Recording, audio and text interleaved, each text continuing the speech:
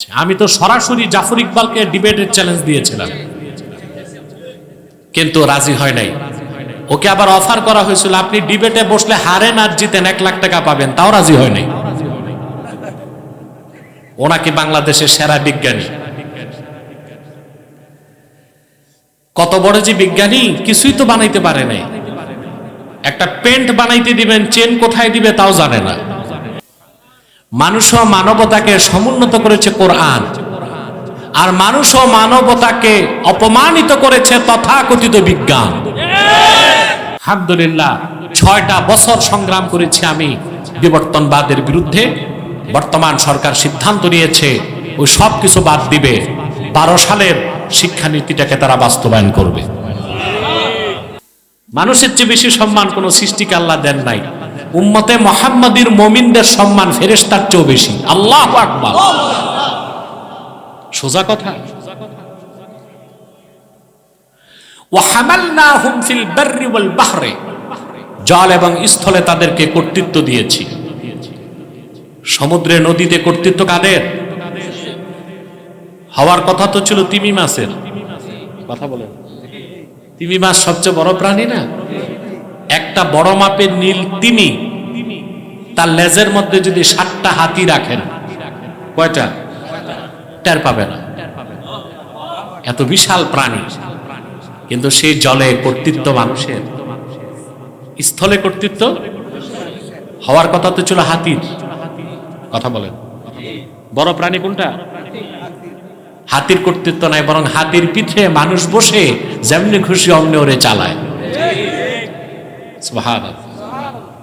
ওয়া রাযাকনাহুম মিনাত তাইয়্যিবাত, আর তাদেরকে আমি সর্বোত্তম খাদ্যগুলোকে রিজিক হিসেবে দান করেছি। গরু ছাগল ভেড়া বকরিরা ঘাস খায়, কচুরি পানা খায়, ঠিক না?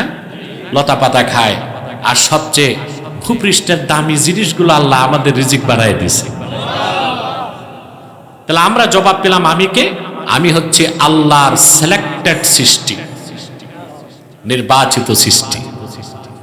এখানে আমাদের সাথে নাস্তিকদের জীবন দর্শনে পার্থক্য। কথিত নাস্তিক যারা, বিজ্ঞান পূজারী, প্রগতিশীল, ওরা বলতে চায় মানুষ হচ্ছে ন্যাচারাল সিলেকশন, প্রাকৃতিক নির্বাচন। নাউজুবিল্লাহ। ওরা একটা গল্প বানাইছে যেটাকে ডারউইনিজম বলে, ডারউইনের মতবাদ, বানর তত্ত্ব। আলহামদুলিল্লাহ 6টা বছর সংগ্রাম করেছি আমি বিবর্তনবাদের বিরুদ্ধে। বর্তমান সরকার সিদ্ধান্ত নিয়েছে ওই সব কিছু বাদ দিবে, 12 সালের শিক্ষানীতিটাকে তারা বাস্তবায়ন করবে। আলহামদুলিল্লাহ। এই দেশের প্রচুর আলেম আমাদের সাথে একমত পোষণ করে বিবর্তনবাদের বিরুদ্ধে সংগ্রাম করেছে। আমি তো সরাসরি জাফর ইকবালকে ডিবেটের চ্যালেঞ্জ দিয়েছিলাম, কিন্তু রাজি হয় নাই। ওকে আবার অফার করা হয়েছিল, আপনি ডিবেটে বসলে হারেন আর জিতেন 1 লাখ টাকা পাবেন, তাও রাজি হয় নাই। ওনাকে বাংলাদেশের সেরা বিজ্ঞানী। কত বড় যে বিজ্ঞানী, কিছুই তো বানাইতে পারে নাই।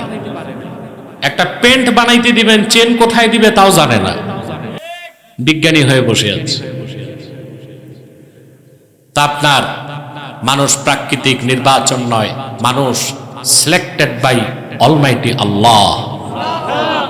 আল্লাহ নির্বাচন করেছেন মানুষকে তার মনোনীত সৃষ্টি হিসেবে। তা আমি কে? আপনি কে? আল্লাহর নির্বাচিত সৃষ্টি। সুবহানাল্লাহ বলেন। দ্বিতীয় প্রশ্ন, আমার এক্সিস্টেন্স, অস্তিত্ব শুরু কোত্থেকে? এই মানব জাতি কোত্থেকে শুরু হলো? আপনি বিজ্ঞান দর্শনকে প্রশ্ন করেন, বিভিন্ন উত্তর দিবে। বিশেষ করে বিজ্ঞান আপনাকে কোনো উত্তর দিতে পারবে না। বিজ্ঞানের নামে যে গাঁজাখুরি মতবাদ আছে, ওটা হচ্ছে যে বানর থেকে মানুষ, বা হনুমান থেকে, বা ওরাংওটাং থেকে, বা শিম্পাঞ্জি থেকে, আর সবগুলো থাকে জঙ্গলে। তাহলে বলতে হয় মানুষের সূচনা জঙ্গল থেকে। আপনি কোরআনকে প্রশ্ন করেন, মানুষের উৎপত্তি কোত্থেকে? আল্লাহ বলেন, وَقُلْنَا يَا آدَمُ اسْكُنْ أَنْتَ আনতা ওয়া যাওজুকাল জান্নাতা ওয়া কুলা মিনহা রাগাদান হাইথু শি'তুমা ওয়া লা তাকরাবা হাযিহিশ শাজারা ولا تقربا هذه الشجرة فتكونا من الظالمين আল্লাহ পাক বলেন আমি আদমকে ডেকে বললাম আদম তুমিও তোমার স্ত্রী পরমানন্দে বেহেশতে বসবাস করো যা খুশি তা খাও রাগাদান আই ওয়াসিআন প্রাচুর্যের সাথে খাও সুবহানাল্লাহ ওয়ালা তাকরাবা হাযিহি শাজারা আর এই একটা বৃক্ষের কাছেও যেও না যদি যাও স্বামী স্ত্রী দুজনেই জালেমদের কাতারে শামিল হয়ে যাবা তাহলে আমরা জবাব পেলাম মানব জাতির সূচনা জান্নাত থেকে বাপের বাড়ি কই মায়ের বাড়ি সুবহানাল্লাহ মানুষ ও মানবতাকে সমুন্নত করেছে কোরআন আর মানুষ ও মানবতাকে অপমানিত করেছে তথাকথিত বিজ্ঞান বিজ্ঞান মানলে বলতে হয় মানুষের উৎপত্তি জঙ্গল থেকে আর কোরআন মানলে বলতে হয় মানুষের উৎপত্তি কোথায় জঙ্গল আর কোথায় জান্নাত সুবহানাল্লাহ বাপের বাড়ি আমাদের মায়ের বাড়ি আমরা এখন নিজ বাড়ি থেকে বিতাড়িত ঠিক না বাপের বাড়ি আসল বাড়ি ঠিক না আপনাদের অবশ্য অনেকে শ্বশুর বাড়ি যে ঘর বাড়ি করে ঘর জামাই টাইপের কিছু লোক আছে না বিশেষ করে দেখা যায় গ্রাম দেশে যুবকরা এই অন্যায় কাজটা করে বাবা প্রচন্ড পরিশ্রম করে পড়াশোনা করায় রক্ত পানি করা ঘামের পয়সায় বিদেশ পাঠায় জমি জমা বেচে সন্তান বিদেশ যে আয়েশ আরাম করে শ্বশুর বাড়ি বাবার খোঁজ খবর নেয় না মায়ের খোঁজ খবর নেয় না ব্যাংকের অ্যাকাউন্ট করে বউয়ের নামে ঠিক না কুমিল্লার রসমালাই টাঙ্গাইলের সমসম শ্বশুর পায় বাপ পায় না আছে না পরে আল্লাহর গজবও আসে 10 বছর পর বিদেশ থেকে এসে দেখে ঘরের বিছানাও খালি ব্যাংকের অ্যাকাউন্টও খালি বউ আরেকজনের হাত ধরে অজানা দেশে পাড়ি জমাইছে নাউজুবিল্লাহ একটি কথা বলবো কুমিল্লার মানুষ রাগ করবেন না সবচেয়ে বেশি তালাকের সংখ্যা কুমিল্লা এলাকায় ঘটে আমার কাছে তো প্রতি বছর প্রচুর প্রশ্ন যায় তালাকের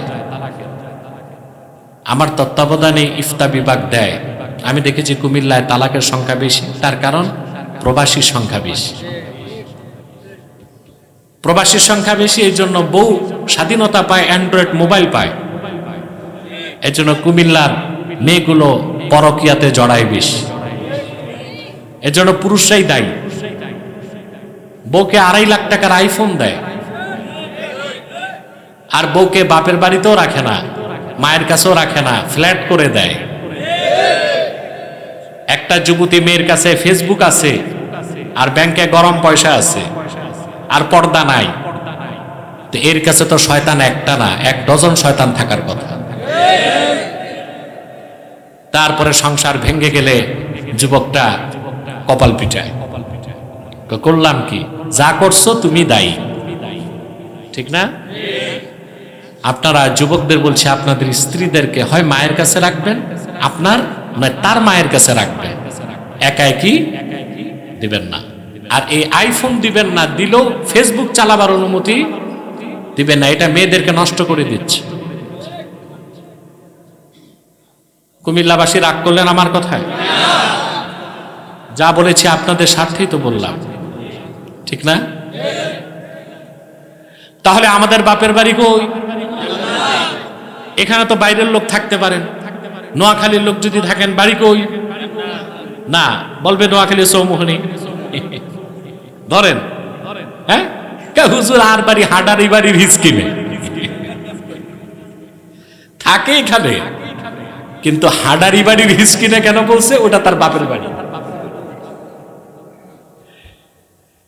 তো বরিশালের লোক থাকলে বাড়ি কই? কয় মোর বাড়ি হট্টাখালী, ওটা বাপের বাড়ি পটুয়াখালী। এখানে যে বাড়ি এটার কথা বলে না, বলে কোনটা? আসল বাড়ির কথা।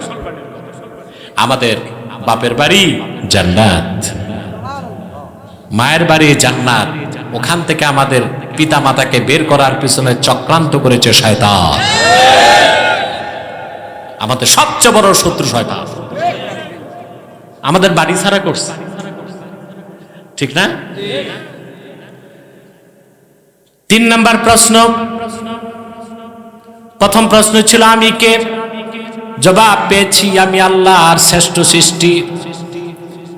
দ্বিতীয় প্রশ্ন, আমাদের আসল মানব জাতির উৎস কি? বাবার বাড়ি কই? আমরা পেয়েছি জান্নাত।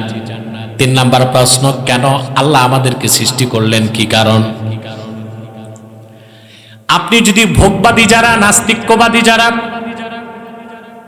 কোরআন সুন্নাহর বিশ্বাস নাই, বিজ্ঞান প্রযুক্তি আর ভোগবাদে বিশ্বাসী, যাদেরকে বলা হয় ন্যাচারালিস্ট, ম্যাটারালিস্ট, প্রকৃতিবাদী, বস্তুবাদী, ওরা আখিরাতকে বিশ্বাস করে না, পরকালকে বিশ্বাস করে না। ওরা মনে করে দুনিয়াটাই শুরু, দুনিয়াটাই শেষ। আমরা কেন ফুর্তি করব, আনন্দ করব, বিয়ে শাদী করব, বাচ্চা পয়দা করব, চাকরি করব, ব্যবসা করব, মৌজ মাস্তি করব, মারা যাব, শেষ। এটা হচ্ছে ওদের জীবনের লক্ষ্য উদ্দেশ্য। আর মুমিনকে যদি প্রশ্ন করা হয় তুমি কেন, এই জীবনটাই কি তোমার শেষ? কোরআন জবাব দিয়েছে, ওয়ামা খালাকতুল জিন্না ওয়াল ইনসা ইল্লা লিয়াবুদুন। আমি মানুষ আর জিনকে সৃষ্টি করেছি একমাত্র আমার ইবাদতের জন্য। এটাই আমাদের আজকের আলোচ্য বিষয়। সূরা বাকারার শুরু থেকে আল্লাহ তাআলা মানব জাতির 3টা শ্রেণী উল্লেখ করলেন। 21 নম্বর আয়াতে নির্দেশ করলেন তোমরা তোমাদের রবের ইবাদত করো। তা আমাদেরকে সৃষ্টির মূল উদ্দেশ্যই হচ্ছে আমরা আল্লাহর ইবাদত করব। সুবহানাল্লাহ বলবেন না? আমার ভাইয়েরা, আল্লাহর ইবাদতের হাকিকত কি? যতক্ষণ মানুষের অস্তিত্ব আছে ততক্ষণ পর্যন্ত সে তার রবের ইবাদত করতে বাধ্য। ইবাদতটা ঐচ্ছিক বিষয় নয়, বান্দা বাধ্য আল্লাহর ইবাদত করতে। আদম থেকে ঈসা পর্যন্ত লক্ষাধিক নবী রাসূল প্রত্যেকে তাদের নিজ নিজ কওমের কাছে মানব জাতির উদ্দেশ্যে 5টা দাওয়াত দিয়ে গেছেন। যদি আমাকে প্রশ্ন করেন সমগ্র কোরআন কারীমের মধ্যে মূল শিক্ষা কি, আমি বলবো 5টা শিক্ষা। লাখের উপর পয়গম্বর সেই দাওয়াত দিয়ে গেছেন। নবীদের শরীয়তের মধ্যে যথেষ্ট পার্থক্য ছিল, কিন্তু 5টা বিষয়ে লাখের উপর নবী রাসূল একমত ছিলেন। আল্লাহু আকবার। সহজ কথা,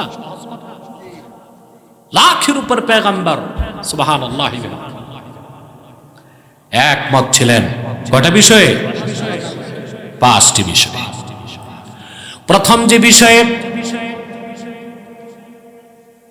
লক্ষাধিক নবী রাসূল একমত ছিলেন তা হচ্ছে আল্লাহর পক্ষ থেকে যত নবী রাসূল এসেছেন তারা প্রত্যেকে নিজ নিজ সময়ে নিজ নিজ দেশে নিজ নিজ জাতিকে দাওয়াত দিয়েছেন লা ইলাহা ইল্লাল্লাহ, আল্লাহর তাওহীদের দাওয়াত। আল্লাহ ছাড়া